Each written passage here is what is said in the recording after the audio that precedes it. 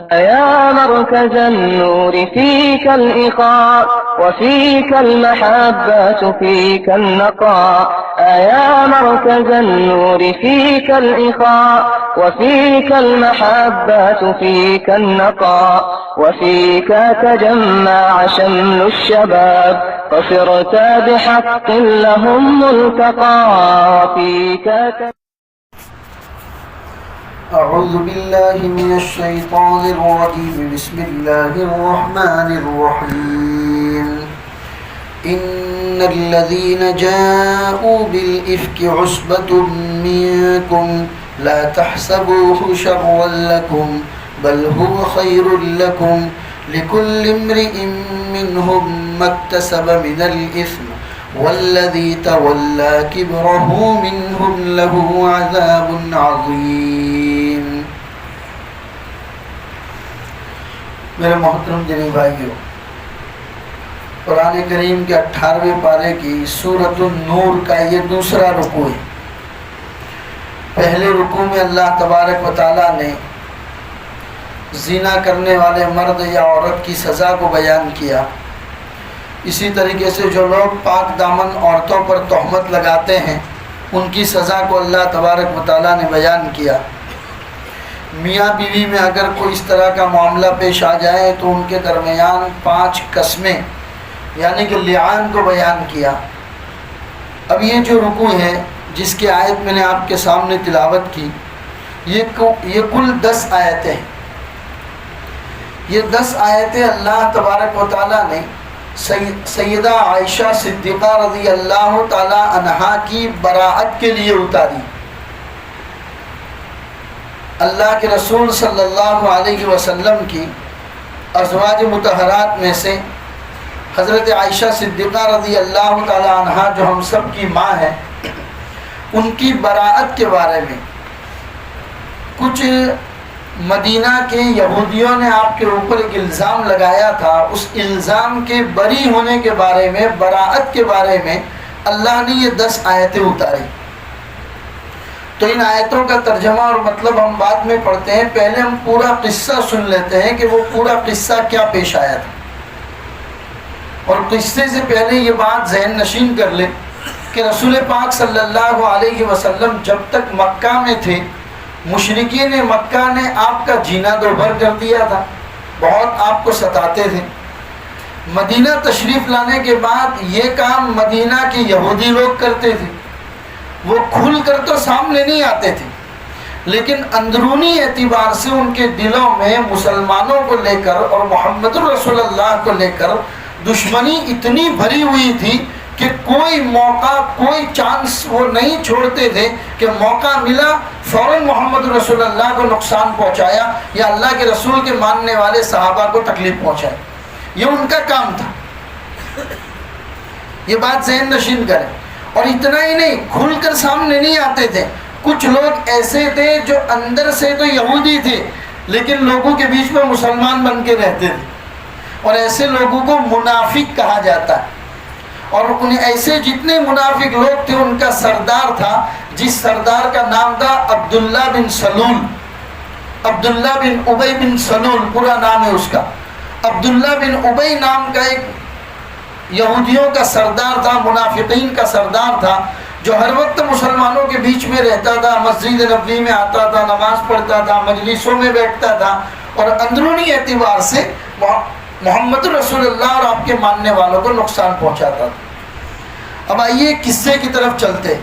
رسول پاک صلی اللہ علیہ وسلم کی عادت شریفہ تھی کہ جب بھی آپ کہیں سفر میں تشریف لے جاتے تو آپ کی بیویاں زیادہ تھی تو آپ قرعہ اندازی کرتے تھے، یعنی کہ چٹھی اچھالتے تھے، اور چٹھی میں جس بیوی کا نام آتا تھا اس کو سفر میں ساتھ میں لے جاتے تھے۔ چنانچہ یہ سن 6 ہجری کا واقعہ ہے کہ اللہ کے رسول صلی اللہ علیہ وسلم کو بن المستلق کی طرف سفر کرنا تھا۔ قرآن اندازی کی تو قرآن اندازی میں سیدہ حضرت عائشہ صدیقہ رضی اللہ تعالی عنہا کا نام آیا۔ اللہ کے رسول صلی اللہ علیہ وسلم نے ایک اونٹ منگوایا، اور اس اونٹ کے اوپر ایک ہودج بنا ہوا تھا، اردو میں اس کو ہودج بولتے ہیں، اور عماری بھی اس کو کہا جاتا ہے۔ اس کو باکس کی شکل میں اونٹ کے اوپر بنایا جاتا ہے اور اس کو باندھ دیا جاتا ہے، اور بہترین 2-3 آدمی اندر آرام سے بیٹھ سکتے ہیں، اس طریقے کا اونٹ کے اوپر بنایا جاتا ہے، اسی کو ہودج کہا جاتا ہے۔ تو اللہ کے رسول نے اونٹ منگوایا، ہودج تیار کروایا، اس کے اوپر پردے لگا دیے، کیونکہ تب تک پردے کی آیتیں اللہ نے اتار دی تھی کہ عورتوں کو پردے میں رہنا ہے۔ رسول پاک صلی اللہ علیہ وسلم نے حضرت عائشہ کو بتایا کہ یہی اونٹ تمہارا ہے، اسی کے اوپر تمہیں سفر کرنا ہے۔ چنانچہ قافلہ روانہ ہوا۔ جب بھی قافلہ کہیں پر رکتا تھا تو اس اونٹ کے ساتھ 2 حمال بھی چلتے تھے۔ ان کا کام یہ ہوتا تھا کہ اونٹ کو بٹھاتے، حضرت عائشہ کے ہودج کو اتار کر سائڈ میں رکھ دیتے، پھر وہ لوگ چلے جاتے۔ حضرت عائشہ کو اگر فارغ ہونا ہوتا تھا اپنی ضرورتیں پوری کر لیتی تھی۔ اللہ کے رسول مستلق بنو المستلق کے سفر میں پہنچے۔ سفر سے واپسی کے موقع پر جب قافلہ روانہ ہونے والا تھا تو اس سے پہلے اعلان ہوتا ہے کہ بھی آدھے گھنٹے میں ہمارا قافلہ روانہ ہونے والا ہے، اس سے پہلے جس آدمی کو جو بھی ضرورت ہو اپنی ضرورت سے فارغ ہو جائے۔ کسی کو واش روم جانا ہے، چھوٹا استنجا، بڑے استنجا، جس سے بھی فارغ ہونا ہو آدمی فارغ ہو جائے، کیونکہ قافلہ روانہ ہونے والا ہے۔ جب یہ اعلان ہوا تو حضرت عائشہ صدیقہ رضی اللہ تعالی عنہ اپنے ہودج میں سے نکل کر قضائے حاجت کے لیے جنگل میں تشریف لے گئے۔ اپنی ضرورت پوری کر کے واش روم سے فارغ ہو کر جب حضرت عائشہ واپس آئی تو ان کو یاد آیا کہ میرے گلے میں ایک ہار تھا، وہ ہار کہیں پر گر گیا۔ فوراً اپنے ہار کو تلاش کرنے کے لیے نکلی۔ ہار کو تلاش کرنے میں بہت زیادہ دیر ہو گئی۔ یہ واقعہ خود حضرت عائشہ صدیقہ رضی اللہ تعالیٰ عنہ بیان کرتی ہیں۔ بخاری شریف اور مسلم شریف میں ایک جگہ نہیں بلکہ کئی جگہوں پر یہ واقعہ موجود ہے۔ حضرت عائشہ بیان کرتی ہے کہ میں اس ہار کو تلاش کرنے میں لگ گئی اور ہار تلاش کرنے میں بہت زیادہ دیر ہو گئی۔ جب مجھے ہار ملا، میں ہار لے کر واپس آئی تو میں نے دیکھا کہ قافلہ روانہ ہو چکا تھا۔ دراصل ہودج اٹھانے والوں کو ایسا لگا کہ حضرت عائشہ ابھی اندر ہی، کیونکہ حضرت عائشہ ابھی بالکل نوعمر تھی، بالکل بدن کے حساب سے ان کا وزن بھی زیادہ نہیں تھا، اس لیے ہودج اٹھانے والوں کو پتہ بھی نہیں چلتا تھا کہ حضرت عائشہ اندر ہے کہ نہیں ہے۔ انہوں نے تو ہودج اٹھا کر اونٹ کے اوپر رکھ دیا اور قافلہ روانہ ہو چکا۔ حضرت عائشہ جب واپس آئی تو دیکھا یہاں تو کوئی نہیں ہے، کوئی انسان ہی نہیں ہے دور دور تک۔ تو فوراً ہائپر نہیں ہو گئی بلکہ عقل سے کام لیا، سوچا کہ مجھے ادھر ادھر کہیں نہیں جانا چاہیے، مجھے یہیں پر بیٹھ جانا چاہیے۔ اللہ کے رسول کو آگے جا کے پتہ چلے گا کہ عائشہ اپنے ہودج میں نہیں ہے تو اللہ کے رسول آدمی کو تلاش کرنے کے لیے بھیجیں گے تو وہ لوگ مجھے تلاش کرتے ہوئے یہیں واپس آئیں گے، لہذا مجھے یہیں رہنا چاہیے، یہاں سے کہیں نہیں جانا چاہیے۔ حضرت عائشہ اپنی چادر اوڑھ کر وہیں پر بیٹھ گئی، سفر میں تھی، تھکی ہوئی تھی، چنانچہ آنکھ لگ گئی۔ یہاں پر رک کر میں آپ کو ایک بات یہ بھی بتا دوں، اس زمانے میں جب قافلے چلتے تھے تو قافلے کے 5 حصے ہوتے تھے۔ ایک مقدمۃ الجیش ہوتا تھا جو پورے قافلے سے بہت آگے 10 کلومیٹر پہلے وہ چھوٹی سی ٹولی بھیجی جاتی تھی۔ ان کا کام یہ ہوتا تھا آنے والے قافلے کا پورا انتظام کرے، پانی کا انتظام کرے، راستہ اگر خراب ہے تو راستے کو صاف کرے تاکہ پورے کے پورے قافلے کو روانہ ہونے میں سہولت۔ پھر ایک ٹولی وہ ہوتی تھی جو بیچ میں ہوتی تھی جس میں سپہ سالار رہتا تھا، جس میں اللہ کے رسول رہتے تھے۔ اس کے بازو میں ایک ٹولی میمنہ کہلاتی تھی یعنی داہنی طرف رہتی تھی، ایک ٹولی میسرہ کہلاتی تھی جو بائیں طرف رہتی تھی، اور ایک ٹولی خلف یعنی کہ پیچھے رہتی تھی۔ ان پیچھے رہنے والی ٹولی کا کام یہ ہوتا تھا کہ قافلے کا کوئی سامان اگر رہ گیا ہو تو وہ اس کو اٹھا کر لے آئے، قافلے میں اگر کوئی آدمی پیچھے اگر بچھڑ گیا ہو تو اس کو اٹھا کر لے آئے۔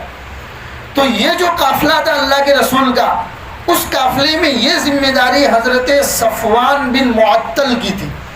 حضرت صفوان بڑے زبردست اور برگزیدہ صحابہ میں سے تھے، بڑے نیک لوگوں میں سے تھے۔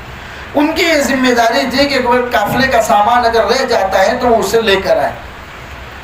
اب حضرت عائشہ کا واقعہ سنیے۔ حضرت عائشہ نے دیکھا کہ یہاں کوئی نہیں ہے تو چادر اوڑھ کر وہیں پر بیٹھ گئی، اور سفر میں تھکان کی وجہ سے ان کو آنکھ لگ گئی۔ حضرت صفوان جب تلاش کرتے ہوئے پیچھے سے آنے لگے تو انہوں نے دیکھا کہ کوئی آدمی شاید سو رہا ہے۔ جب قریب میں پہنچے تو یہ تو حضرت عائشہ تھی، کیونکہ پردے کی آیتیں اترنے سے پہلے انہوں نے حضرت عائشہ کو دیکھا تھا، اس لیے فوراً پہچان گئے، بولے کچھ نہیں، زور سے اپنی زبان سے خالی اتنا بولا انا للہ و انا الیہ راجعون۔ ان کی یہ آواز سن کے حضرت عائشہ فوراً اٹھ گئی اور چادر سے اپنا چہرہ چھپا لیا، بات کچھ نہیں ہوئی۔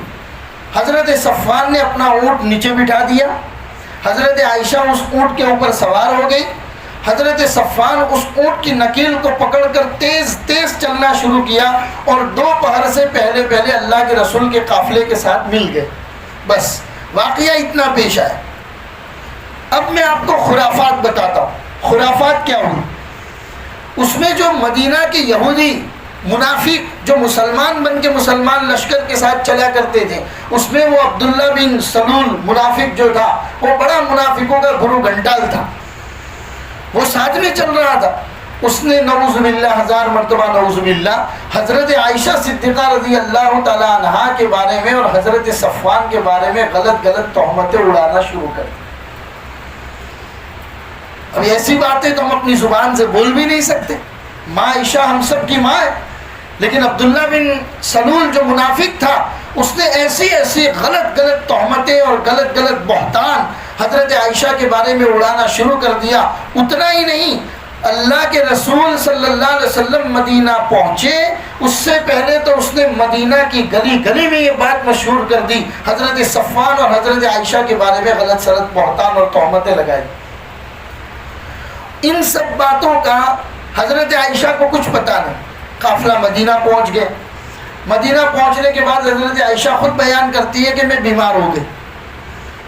پورے مدینہ والوں کو پتہ ہے کہ حضرت عائشہ اور حضرت صفوان کے بارے میں غلط غلط باتیں مدینہ میں چل رہی ہیں، لیکن حضرت عائشہ کو پتہ نہیں، اللہ کے رسول کو بھی پتہ ہے، حضرت عائشہ کے ابا یعنی ابوبکر صدیق کو بھی پتہ ہے، حضرت عائشہ کی اماں کو بھی پتہ ہے، حضرت عائشہ کی بہنوں کو بھی پتہ ہے، سب کو پتہ ہے، حضرت عائشہ کو پتہ ہے۔ حضرت عائشہ اپنے گھر میں ہے، وہ خود بیان کرتی ہے کہ سفر سے آنے کے بعد میں بیمار ہو گئی، اور بیماری کی ایک وجہ سب سے بڑی یہ تھی کہ اللہ کے رسول صلی اللہ علیہ وسلم کی توجہ میری طرف تھوڑی کم ہو گئی۔ پہلے اللہ کے رسول جس محبت کے ساتھ مجھ سے ملا کرتے تھے، مجھے ایسا فیل ہونے لگا، ایسا محسوس ہونے لگا کہ اللہ کے رسول کی توجہ میری طرف تھوڑی کم ہو گئی، لیکن میری طرف دھیان نہیں گیا۔ حضور کے اوپر کتنی ذمہ داریاں رہتی تھی تو میرا اس کی طرف دھیان نہیں گیا۔ ایک دن ایسا ہوا کہ رات کو مجھے قضائے حاجت کی ضرورت پیش آئی، واش روم جانے کی ضرورت پیش آئی، تو میں ام مستاح نام کی ایک عورت تھی، میں نے ان کو کہا کہ چچی جان آپ چلیے، مجھے واش روم جانا ہے۔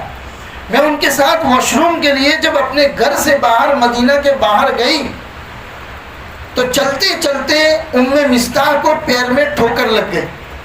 جیسے ہی ٹھوکر لگی تو ان کی منہ سے نکلا کہ مستاح ہلاک ہو، یعنی ایک عورت اپنے ہی بیٹے کو بددعا دے رہی۔ مستاح ان کی ماں جو ہے وہ حضرت عائشہ کے ساتھ واش روم جا رہی ہے، ان کو ٹھوکر لگی، اور ٹھوکر لگی تو فوراً ان کے منہ سے یہ جملہ نکلا کہ میرا مستاح برباد ہو، میرا مستاح ہلاک ہو جائے۔ تو حضرت عائشہ تعجب کرنے لگی اور پوچھنے لگی کیا بات ہے؟ ارے مستاح وہ صحابی ہیں جو جنگ بدر میں اللہ کے رسول کے ساتھ شریک ہوئے، بڑے زبردست صحابی، اور تم اپنے ہی بیٹے کو بددعا دے رہی ہو کہ میرا مستاح برباد ہو جائے، میرا مستاح ہلاک ہو جائے۔ تو ام مستاح نے حضرت عائشہ کو کہا بیٹی تجھے پتہ نہیں ہے، تیرے بارے میں جو باتیں مدینہ میں چل رہی ہیں ان باتوں کو پھیلانے میں میرا بیٹا بھی شریک ہے۔ اب حضرت عائشہ کے کان کھل گئے، انہوں نے کہا کہ اماں بتائیے کیا بات ہے، میرے بارے میں مدینہ میں کیا باتیں چل رہی ہیں، مجھے تو کچھ پتہ ہی نہیں۔ تب جا کے ام مستاح نے حضرت عائشہ کو پورا واقعہ سنایا کہ تم سفر میں جو پیچھے رہ گئی تھی اور حضرت صفوان بن معطل تمہیں جو لے کر آئے تھے، تو تمہارے اور حضرت صفوان کے بارے میں مدینہ میں اس طرح کی باتیں چل رہی۔ حضرت عائشہ کے پیروں کے نیچے سے زمین چلی گئی۔ امہات المومنین ہے، اللہ کے رسول سب سے زیادہ ان سے پیار کرنے والے، ارے جن کی گود میں اللہ کے رسول سر رکھتے تھے تو اللہ وحی کو اتارتے تھے، وہ عائشہ کے بارے میں ایسی باتیں مدینہ المنورہ میں چل رہی، ان کے پیروں کے نیچے سے زمین نکل گئی۔ تب ان کو سمجھ میں آیا کہ اللہ کے رسول کی توجہ میری طرف کم کیوں ہو گئی. اب کہتے ہیں کہ میری بیماری اور بڑھ گئی, میرا رونا دھونا اور بڑھ گیا. میں جب گھر واپس آئی, اللہ کے رسول کی ایک عادت تھی, گھر میں تشریف لاتے, میری خیر خبر پوچھتے, کہتے کہ تمہاری طبیعت کیسی ہے, میں کہتی کہ ٹھیک ہوں, اللہ کے رسول چلے جاتے. اس کے علاوہ اللہ کے رسول اور کچھ بات نہیں کرتے تھے. آج بھی جب میں گھر پہنچی, اللہ کے رسول تشریف لائے, میری طبیعت پوچھی, تو میں نے کہا کہ میری طبیعت زیادہ خراب ہے, میں کچھ دنوں کے لیے اپنے امی ابا کے گھر جانا چاہتی ہوں. تو اللہ کے رسول نے فرمایا جاؤ, ہو سکتا ہے کہ وہاں پر تمہاری طبیعت ٹھیک ہو جائے. جب میں اپنے امی کے گھر آئی تو میرے ابو یعنی ابو بکر صدیق گھر کے اوپر بیٹھ کر قرآن کی تلاوت کر رہے تھے. میری اماں نیچے تھی, میں اپنی اماں کے سینے سے لگ گئی اور زار و قطار رونے لگی کہ ماں کیا بات ہے, مدینہ میں میرے بارے میں ایسی باتیں ہو رہی ہیں, تمہیں پتہ ہے؟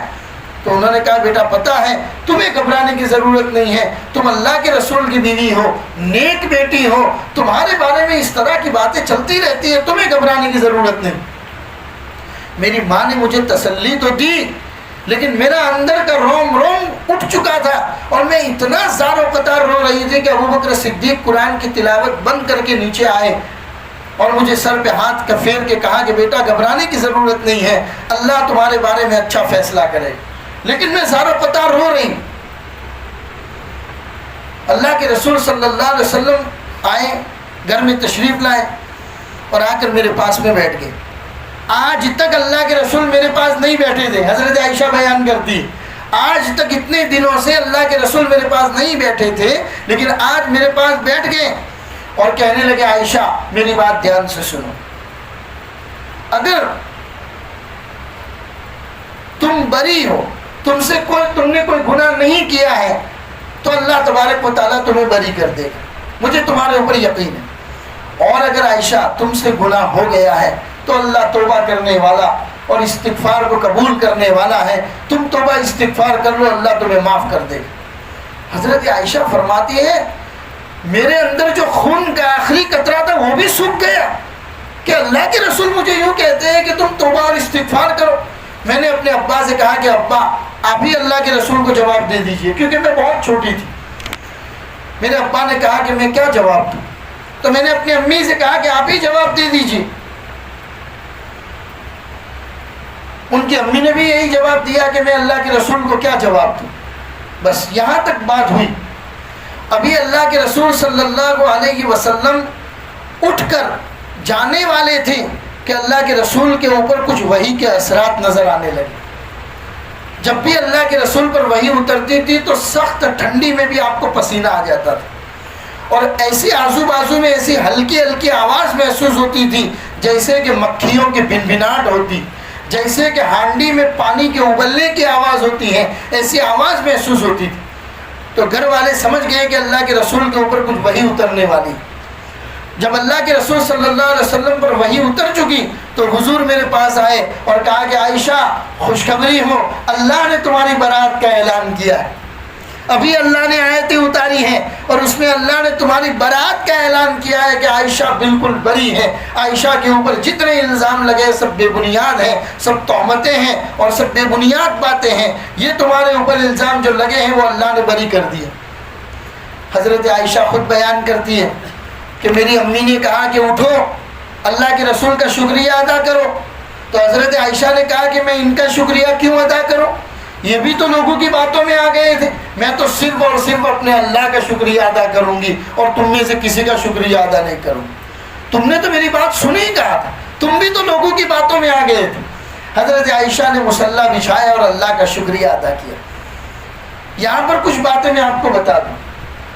جب عبداللہ بن ابی منافق نے مدینہ میں حضرت عائشہ کے بارے میں یہ باتیں پھیلائی تھی تو کچھ بھولے بھالے مسلمان جو بیچارے انتہائی بھولے تھے وہ لوگوں کی باتوں میں آ گئے.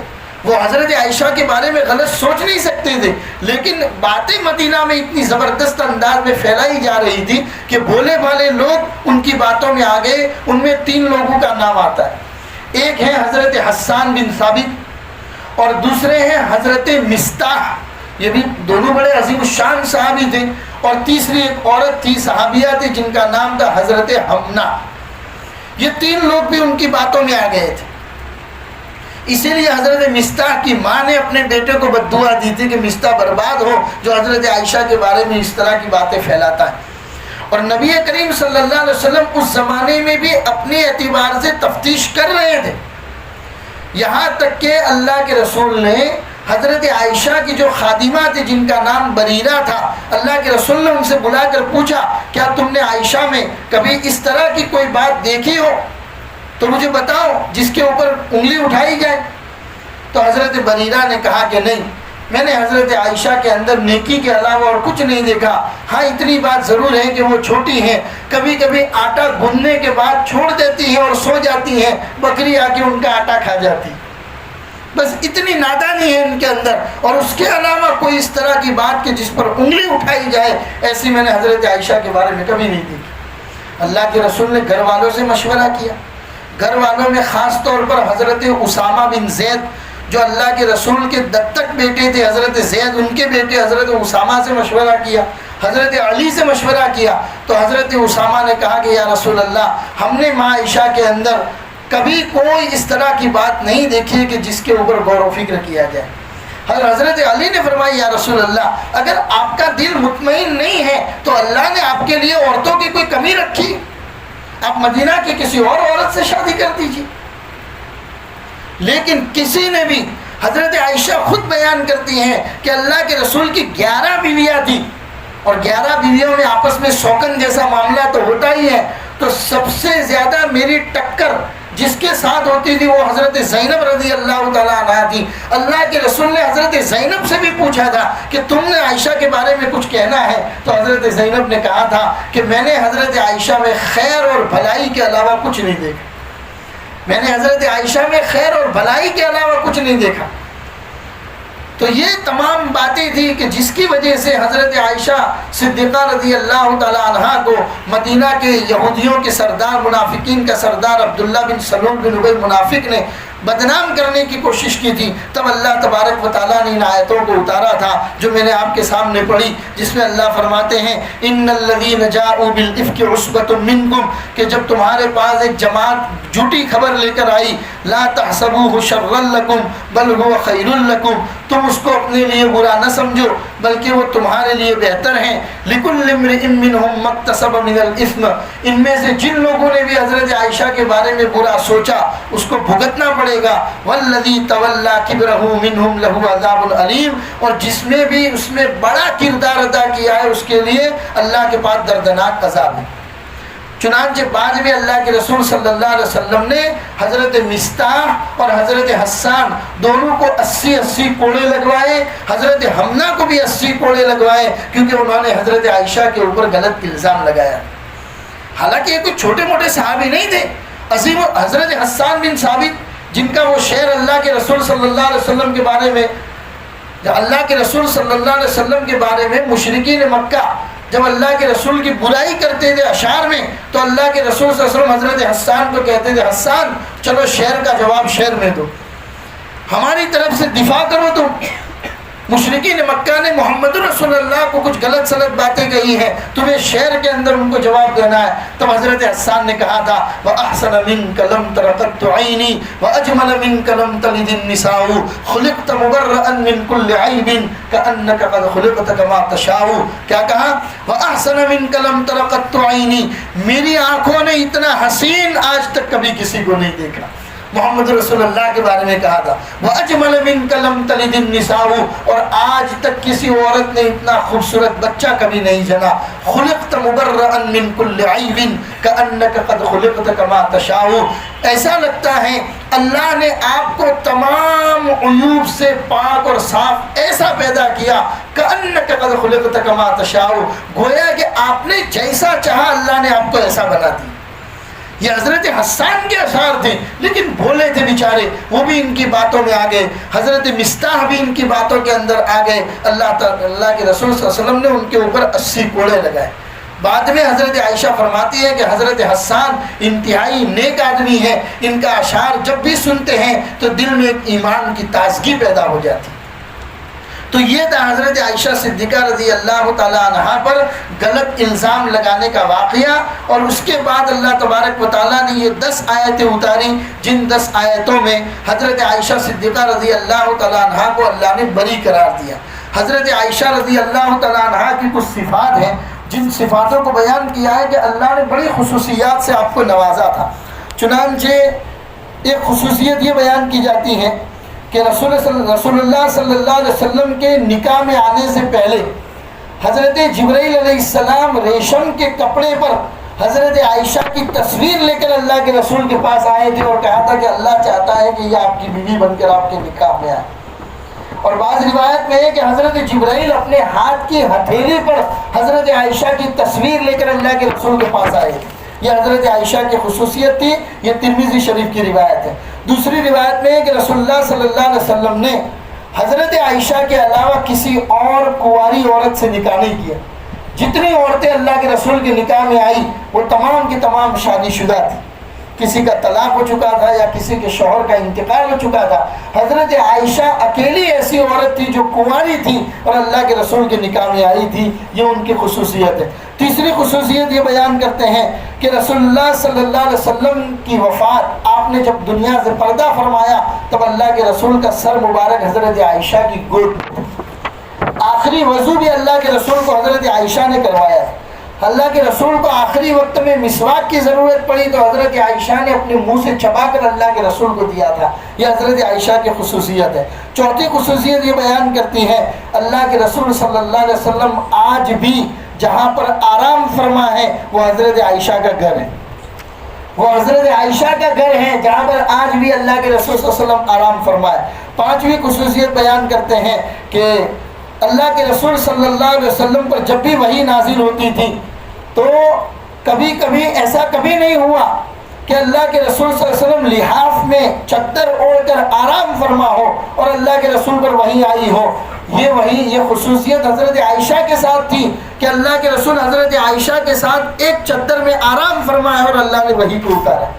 یہ حضرت عائشہ صدیقہ رضی اللہ تعالیٰ عنہا کی خصوصیت تھی۔ اور چھٹی خصوصیت یہ ہے کہ اللہ نے حضرت عائشہ کی براءت کا اعلان آسمان سے کیا۔ حضرت زینب کبھی کبھی کہتی تھی کہ میں تو وہ ہوں کہ میرا نکاح اللہ کے رسول کے ساتھ اللہ نے آسمان میں پڑھایا تھا، تو حضرت عائشہ فرماتی تھی میری براءت کا اعلان بھی اللہ نے آسمان سے اتارا۔ اور ساتویں خصوصیت حضرت عائشہ کی یہ تھی کہ وہ خلیفۃ الرسول سیدنا ابوبکر صدیق رضی اللہ تعالیٰ عنہ کی بیٹی تھی، جن کے بارے میں اللہ کے رسول نے یہ کہا تھا کہ عائشہ کی مغفرت اللہ نے دنیا میں کر دی ہے اور عائشہ کے ذریعے اللہ تبارک و تعالیٰ بہت سارے رزق لوگوں کو عطا فرمائیں گے۔ اور بڑی فصیح اور بلیغ تھی، بڑے بڑے صحابہ کتنے مسائل میں مشورے کے لیے حضرت عائشہ صدیقہ رضی اللہ تعالیٰ عنہا کے پاس آتے تھے، اور بعض صحابہ تو فرماتے تھے اتنی فصیح اور بلیغ اور صاف ستھری زبان اللہ نے حضرت عائشہ کو عطا فرمائی تھی جتنی ہم نے کسی اور عورت کے اندر نہیں دیکھی۔ یہ حضرت عائشہ کی خصوصیات تھی۔ یہ 10 آیتیں جو میں نے آپ کے سامنے پڑھی ہیں، یہ تمام آیتیں اللہ تبارک و تعالیٰ نے حضرت عائشہ کی براءت کے بارے میں اتاری تھی۔ اس قصے کو لگ کر چند باتیں اور ہیں، انشاءاللہ اس کو آئندہ کل بیان کریں گے۔ اللہ تبارک و تعالیٰ اس قصے سے ہمیں یہ سبق لینے کی توفیق عطا فرمائے کہ ہم بھی زندگی میں کبھی بھی کسی کے کیریکٹر پر سوال نہ اٹھائیں، کسی کو بدنام نہ کرے، کسی پر تہمت نہ لگائے۔ اگر کسی انسان کو کسی برائی میں دیکھ بھی لے تو پردہ پوشی کا معاملہ کرے، اس نیت کے ساتھ اگر میں کسی کے گناہ پر پردہ ڈالنے کی کوشش کروں گا تو میں خود گناہوں کا پلندہ ہوں، اللہ میرے گناہوں کے اوپر پردہ ڈالیں گے۔ اس نیت کے ساتھ کوشش کریں۔ اللہ کہنے سننے سے زیادہ ہم کو عمل کی توفیق عطا فرمائے۔ وصلی اللہ علی النبی الکریم وعلی آلہ واصحابہ اجمعین برحمتک یا ارحم الراحمین۔